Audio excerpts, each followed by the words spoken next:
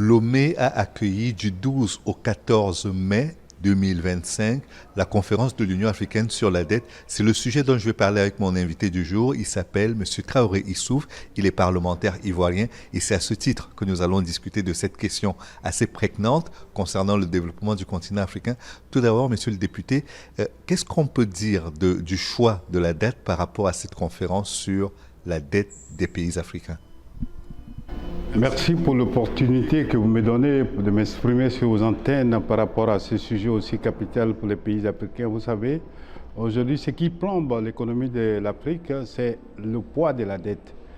Il apparaissait opportun depuis 1982 d'en parler, mais malheureusement, vous voyez, depuis 1982, c'est seulement en 2025 que nous en parlons, compte tenu des crises que nous avons traversées sur le continent africain.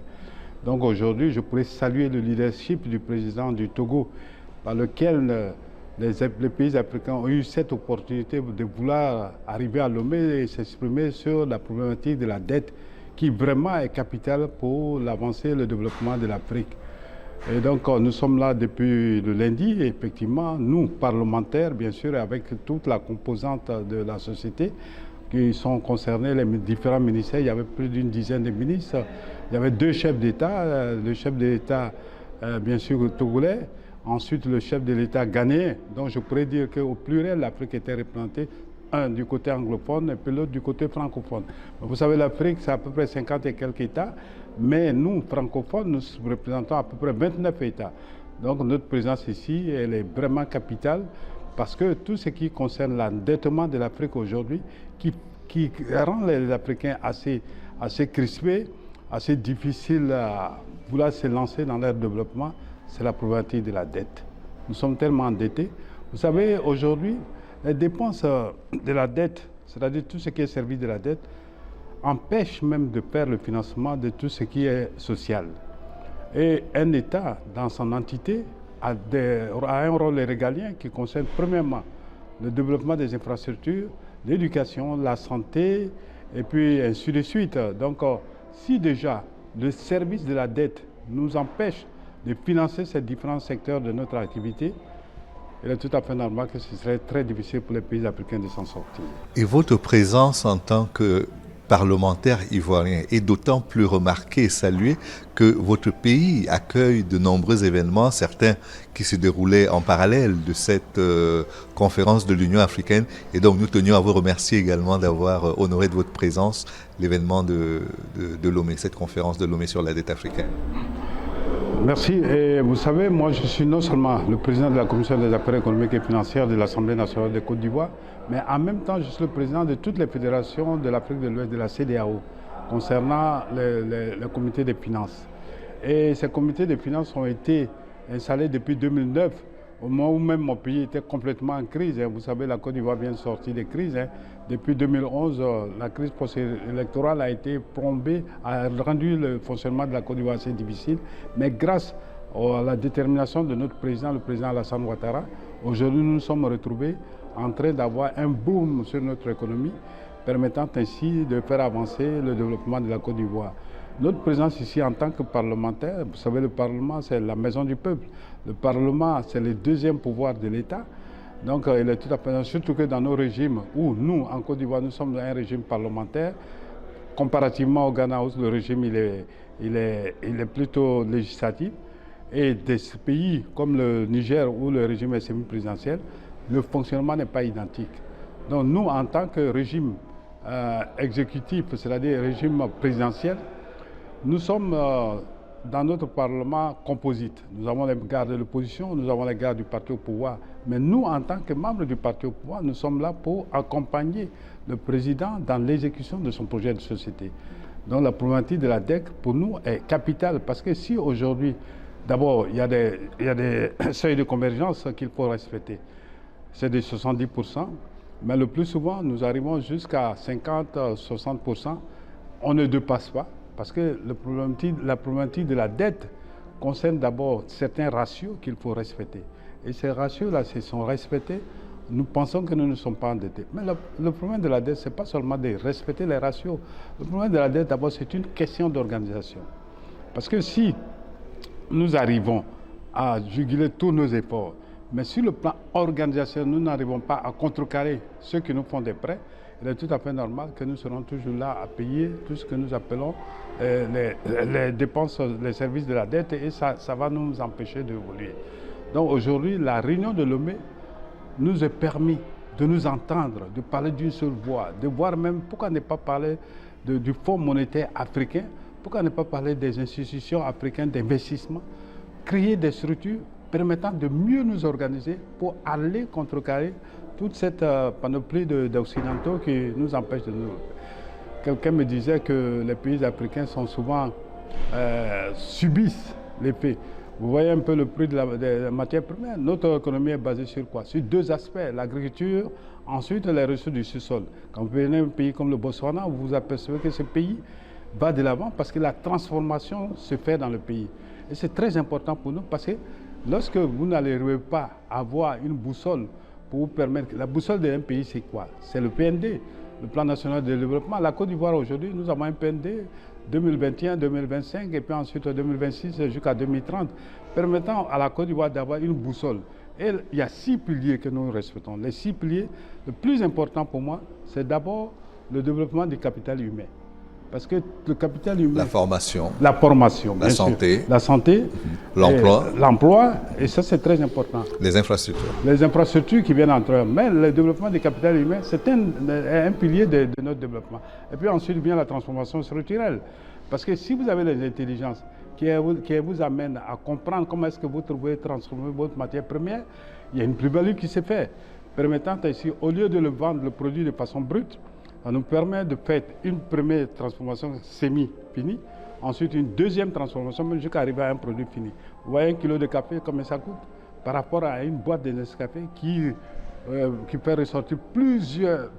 c'est-à-dire 1 kilo de café peut sortir plusieurs boîtes de Nescafé. Une seule boîte de Nescafé peut aller chercher jusqu'à dans l'ordre de 2000. Alors qu'un kilo de café, c'est à peine peut-être 500 francs. Maintenant, nous sommes à 2000, nous sommes à 3000. Mais quand vous prenez d'un kilo de café, combien de boîtes de Nescafé vous pouvez sortir? Parce qu'il y a une transformation, il y a une plus-value qui s'ajoute. Il est tout à fait normal que l'Afrique doit mettre l'accent d'abord sur la transformation, qui ne peut venir que si nous avons des intelligences nous permettant d'aller sur ce chemin de transformation. Vous avez évoqué tout à l'heure la situation de crise dans laquelle la Côte d'Ivoire a été plongée pendant pratiquement une décennie, entre 2010, juste après la crise post-électorale. Comment a évolué le niveau d'endettement de la Côte d'Ivoire depuis? Le niveau de l'endettement de la Côte d'Ivoire, je pourrais vous dire que nous sommes dans une phase assez importante. C'est vrai, aujourd'hui, quand vous regardez le taux d'endettement, vous voyez qu'il y a quand même une évolution un peu drastique. Parce que les gens se disent, mais on était endetté à tel montant, aujourd'hui nous sommes passés à un montant supérieur. Mais à quoi a servi cet endettement? C'est ça le plus important. Parce que si vous regardez aujourd'hui les infrastructures de la Côte d'Ivoire, si vous voyez un peu comment est-ce que nous avons investi cette dette-là, il est tout à fait normal que le pouvoir de remboursement de la dette de la Côte d'Ivoire s'est beaucoup amélioré. Et c'est amélioré parce que nous avons fait de bons investissements.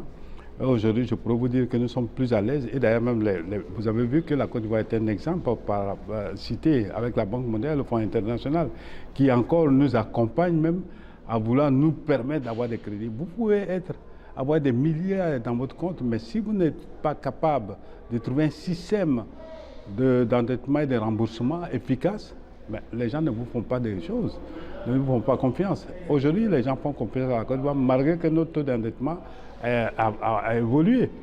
Ça veut dire que nous sommes un bon élève pour la Banque mondiale, pour le Fonds monétaire international. Et aujourd'hui, la Côte d'Ivoire est également la locomotive. Depuis que la déconnexion a été opérée entre l'euro et le franc CFA, la Côte d'Ivoire jouait déjà un rôle de locomotive. Elle le joue encore plus aujourd'hui dans ce contexte-là. Nous sommes quand même 40% de l'économie de l'Afrique de l'Ouest. 40%, c'est pas facile. Nous tenons cette locomotive d'abord compte tenu du fait qu'après l'initiative PTTE, nous avons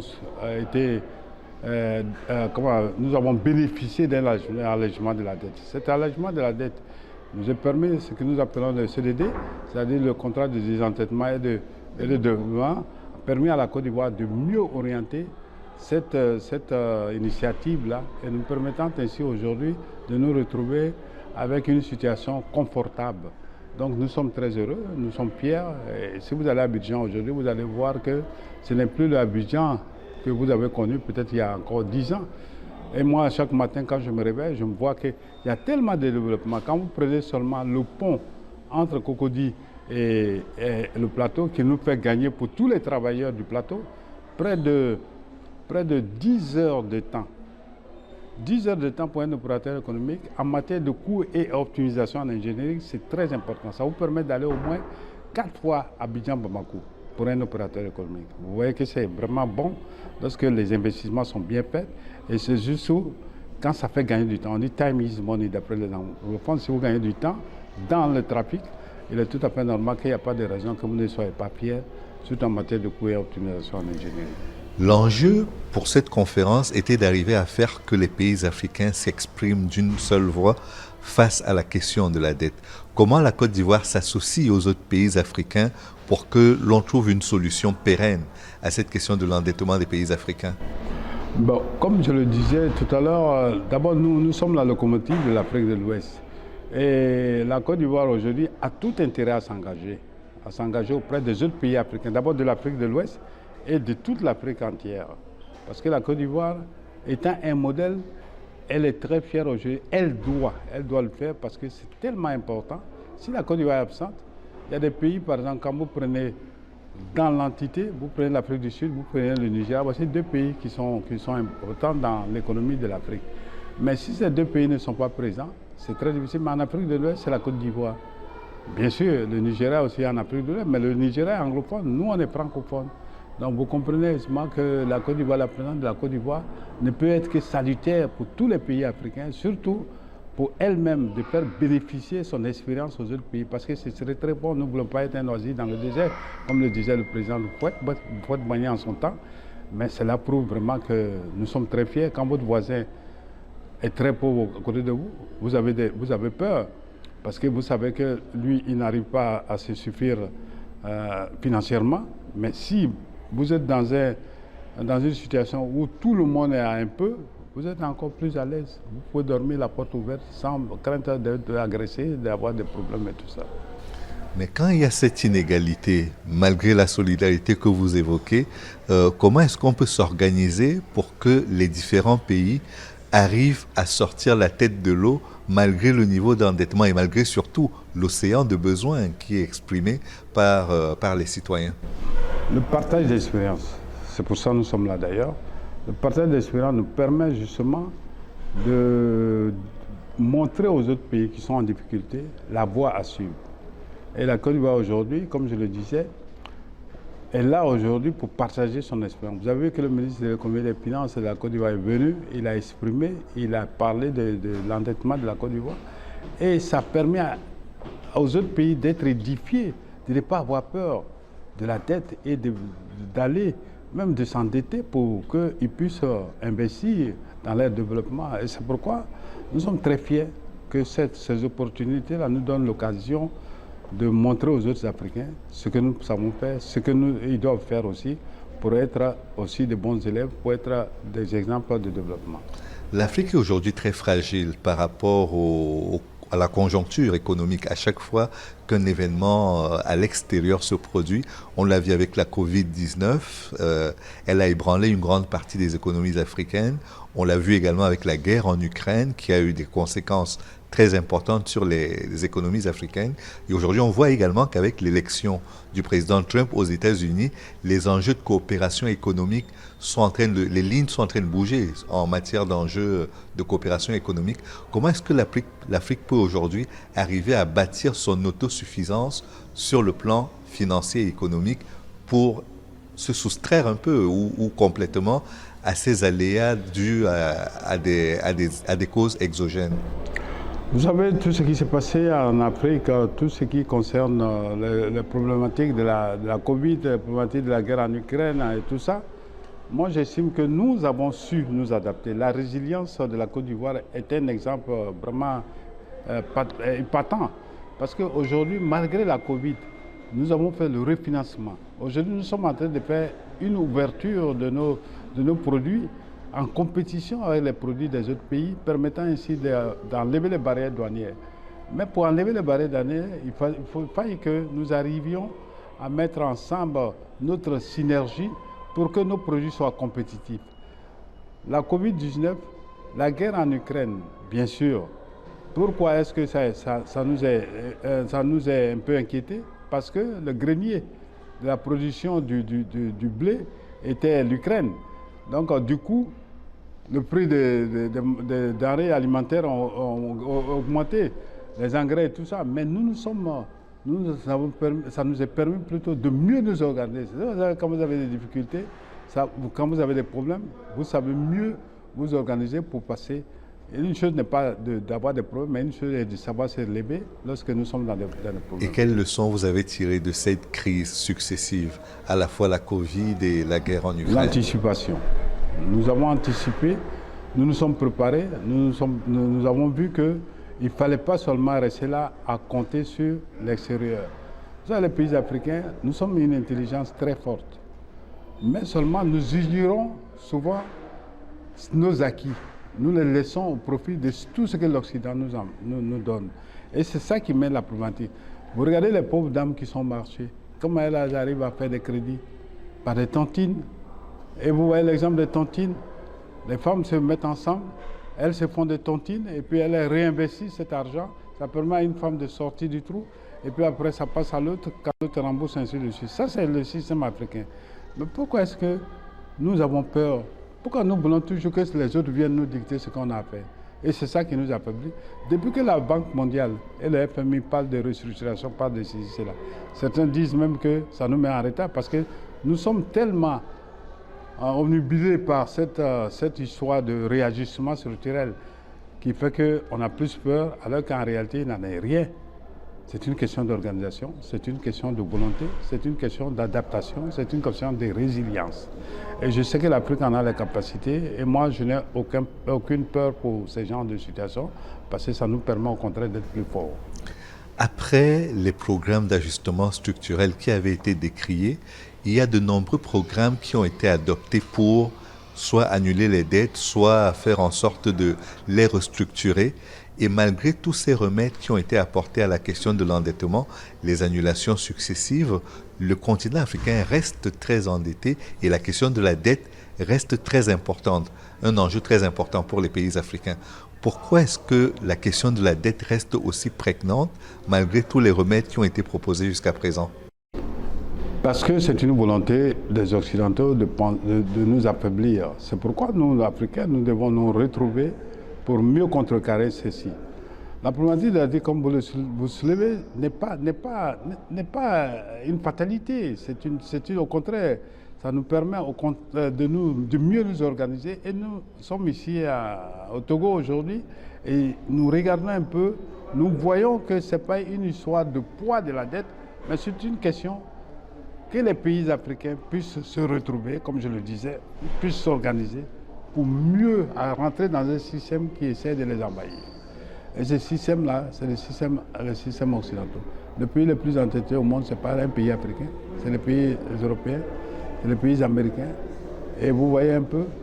Donc, moi, je pense qu'il ne faut pas se faire peur. Au contraire, il faut se dire que l'Afrique, là, est bien partie. Et si nous nous organisons très bien, vous allez voir que d'ici 20 ans, 30 ans, l'Afrique serait le continent le plus en biais.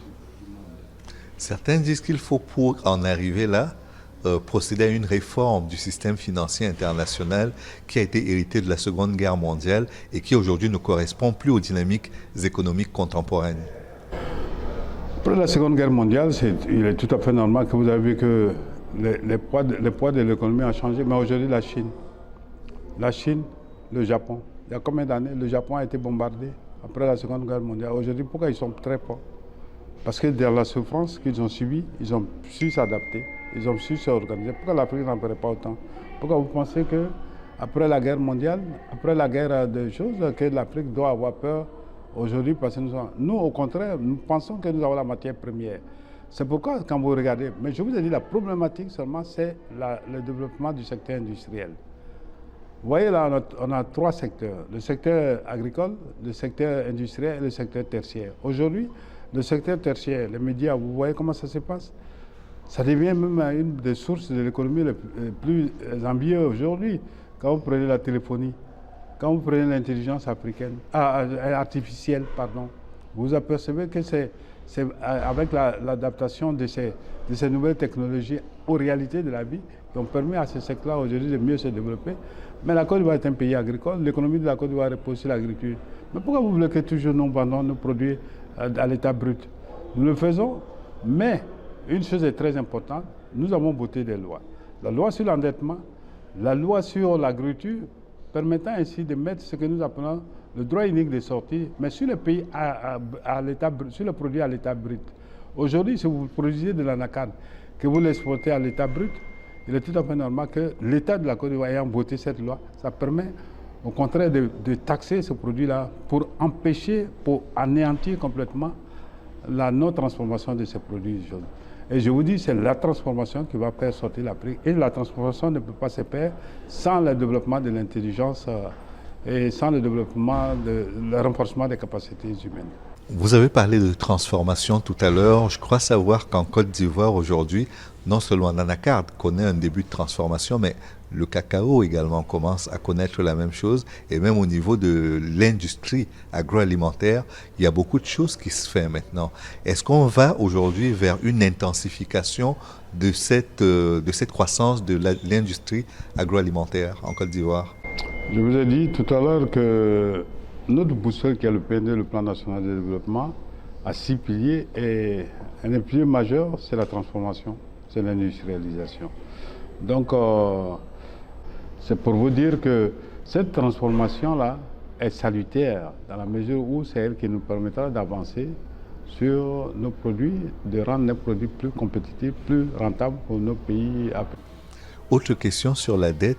Certains citoyens ne comprennent pas pourquoi, malgré le niveau d'endettement de nos pays, on reste dans un cadre de développement relativement faible comparé à des pays asiatiques qui étaient à peu près au même niveau de développement que nous au moment des indépendances, mais qui aujourd'hui sont nettement plus confortables dans leur situation économique. Pour rejoindre à cela la culture. La culture est très importante dans un système de développement. Lorsque vous n'ancrez pas dans votre culture la volonté de vouloir vous développer, c'est très très difficile pour les pays africains d'aller de l'avant. Si la culture comme nous l'avons, si nous ne mettons pas au premier plan notre système de développement, il est tout à fait normal, comme le Japon, comme les pays asiatiques en fait, ils ont d'abord intégré leur volonté culturelle. Et ceci a permis, tout le monde a adhéré à cette volonté culturelle de vouloir transformer leur économie. Donc en Côte d'Ivoire aujourd'hui, quand vous allez au village, vous vous apercevez que le planteur qui plante le café, le cacao, l'anacarde, ne le consomme pas. Donc au niveau agricole, il faut revoir un peu le système agricole, faire avancer les produits verrouillés, permettant aussi cultiver ce qu'on mange et manger ce qu'on cultive. Voilà, ce qu'on cultive. Aujourd'hui, mais non, cela n'empêche pas que les produits d'exportation apportent de la valeur. Et donc, notamment des devises. Des devises, il faut concilier les deux. Il faut concilier ce dont on a besoin et puis ensuite voir un peu déjà ce qui peut développer nos économies. Donc c'est ce que nous essayons, c'est cette adaptation. Concernant le Fonds monétaire africain, il a été créé, on tarde à le voir agir sur le continent. Que pensez-vous de l'idée aujourd'hui de donner vie, de donner un souffle de vie à ce Fonds monétaire africain et surtout, que dites-vous de la déclaration finale qui a été adoptée ici à Lomé concernant la question de la dette? Vous avez vu, merci, vous avez vu que la volonté des pays africains de créer ces différentes institutions est tellement capitale que moi je parlerai même d'un ancrage juridique pour le suivi réel de toutes les résolutions que nous venons de prendre. Tant que nous n'allons pas mettre, comme le dit, des lois, voter des lois par le Parlement, aujourd'hui la revendication des différents intervenants c'était de quoi? D'inclure le Parlement dans la prise des lois, permettant ainsi, contraignant les Africains à avoir peur. Si vous regardez les États-Unis, vous apercevez que non seulement il y a les lois sur le plan local, mais il y a les lois fédéraux qui permettent à ces pays-là de se conformer à toutes les décisions qu'ils ont prises. Si nous n'arrivons pas à cela, mais c'est tout à fait normal que s'il n'y a pas... C'est vrai, si vous prenez un truc, mais quand vous dites que la loi, elle est répréhensible, si les gens savent que quand ils vont poser un tas, quand ils ne vont pas respecter les décisions, ils seront brimés, ils seront obligés de s'aligner. Donc je pense qu'il y a cette volonté aussi de vouloir vraiment mettre des projets de loi permettant de rendre ça contraignant un peu pour les pays africains et c'est permettant de mieux nous organiser, de mieux nous adapter et d'aller dans un système plus formel que de rester là. Aujourd'hui, qu'est-ce qu'il dit? Que si le Togo a eu cette volonté de vouloir nous recevoir aujourd'hui, demain, même prenons même des taxes communautaires, il y a certains pays qui n'arrivent pas à payer les taxes communautaires, alors que c'est les taxes communautaires qui nous permettent d'avoir des liaisons entre nous. Mais Dieu merci, comment je regarde les taxes communautaires au niveau de la Côte d'Ivoire, nous sommes un exemple encore, nous payons nos taxes communautaires, mais des pays, je ne vais pas les citer, mais qui savent que les taxes communautaires existent, mais qui ne les payent pas. Parce qu'il n'y a pas de mesures juridiques les permettant, les contraignant de payer ces taxes communautaires. Et c'est à ça que nous devons arriver, pour que nous soyons des modèles comme les États-Unis. Une fois que ça va... Pourquoi vous voulez toujours que nous prenions ce que le contribuable américain, le contribuable européen paye pour nous endetter sur eux? Alors que tout ce qui est fiscalité est aussi organisé. Mais l'assiette fiscale, il faut l'élargir. Même si vous avez élargi l'assiette fiscale, que tout le monde paie ses impôts. Mais si nous n'arrivons pas à être contraignants, si nous n'arrivons pas à respecter, si nous pensons que toujours il faut opprimer ceux qui payent les impôts, laisser ne pas élargir l'assiette fiscale, vous allez arriver à un système où les riches là vont fuir l'Afrique, comme ça s'est passé en Occident. Et ils vont se retrouver dans les pays, c'est ça que nous appelons l'évasion fiscale. Et puis il y a ce que nous appelons le flux financier illicite, qu'il ne faut pas ignorer. Aujourd'hui, vous voyez là, quand vous voyez certains, je ne vais pas citer, vous comprenez de quoi je parle. Quand certains sont là à faire le flux financier illicite aujourd'hui, ils représentent près de 90 000 milliards de francs CFA. Alors que quand qui ne rentrent pas dans le circuit normal. Bon, c'est pourquoi justement les taxes administratives que nous avons reconverties en Côte d'Ivoire en faisant des lois, permettant à ces taxes administratives de devenir des taxes fiscales, ceci a permis quand même une réorganisation permettant ainsi de mieux formaliser tout ce que nous gagnons comme argent. Et ça permet aussi de suivre la traçabilité de tout ce qui rentre dans nos caisses. Et c'est ça qui est important. Donc, l'organisation fiscale que nous devons mettre, la digitalisation que nous devons mettre pour améliorer la collecte domestique, il est tout à fait normal que cette organisation nous permettra d'arriver quand même à un meilleur développement, à une meilleure compréhension de ce que nous appelons la budgétisation de nos revenus. Est-ce que, en tant que parlementaire, au regard des commentaires que vous avez suivis, au regard des débats qui ont eu lieu, et surtout au regard des conclusions auxquelles nous sommes parvenus ici lors de cette conférence de Lomé, est-ce que vous repartez satisfait et optimiste? Plus que optimiste, parce que je le disais tout à l'heure, nous avons une discipline et nous devons faire respecter cette discipline. L'Afrique est un pays qui a besoin de suivre, de respecter sa discipline. Nous n'avons pas besoin aujourd'hui de laisser la jeunesse partir à l'Occident pour aller faire quoi? Si déjà au niveau national, au niveau africain, on arrive à mieux les intégrer, on arrive à mieux les contrôler, à mieux les intégrer, c'est tout à fait normal. La meilleure intelligence artificielle aujourd'hui est africaine. La meilleure intelligence en infrastructure est africaine. Donc je pourrais vous dire que l'autre vient de l'Afrique du Nord, l'autre vient de l'Afrique de l'Ouest. Donc pourquoi vous voulez que nous laissons cette jeunesse-là partir? Pourquoi nous ne devons pas amener cette jeunesse-là à vouloir mieux s'intégrer? C'est pourquoi je mets un accent capital sur l'intégration, sur la formation, pour permettre à l'Afrique de s'en sortir. Est-ce que vous avez quelque chose à ajouter avant de conclure cet entretien? Je voudrais vous dire que d'abord je voudrais remercier le gouvernement togolais. Je voudrais aussi remercier tous les ministres qui sont venus, particulièrement le ministre de la Côte d'Ivoire, qui est venu, qui a expliqué, qui a donné l'exemple de la Côte d'Ivoire. Parce que c'est bien, je vous ai dit que la Côte d'Ivoire représente 40% de l'économie de l'Afrique de l'Ouest, mais il était opportun pour nous quand même de donner cet exemple-là, de faire bénéficier nos connaissances, de permettre aux autres pays africains de se sortir de ce carcan qui est l'endettement de l'Afrique. Et je pense que nous parviendrons, et je suis très très rassuré que cet exemple-là, c'est-à-dire ce travail que nous venons de faire, pourra faire profiter l'Afrique si vraiment nous mettons du sérieux et de l'engagement sur nos résolutions que nous venons de faire. Comme une résolution avec 48 articles, ce n'est pas petit, c'est tellement important que chaque article a un contenu, a un sens, et il faut qu'on respecte ce contenu-là, il faut qu'on respecte vraiment nos engagements. Et c'est ce que je pourrais vous dire pour conclure notre entretien d'aujourd'hui. Merci beaucoup, M. Issouf. Mais c'est moi qui vous remercie. Merci de nous avoir suivis. Restez en compagnie des programmes de New World Economic.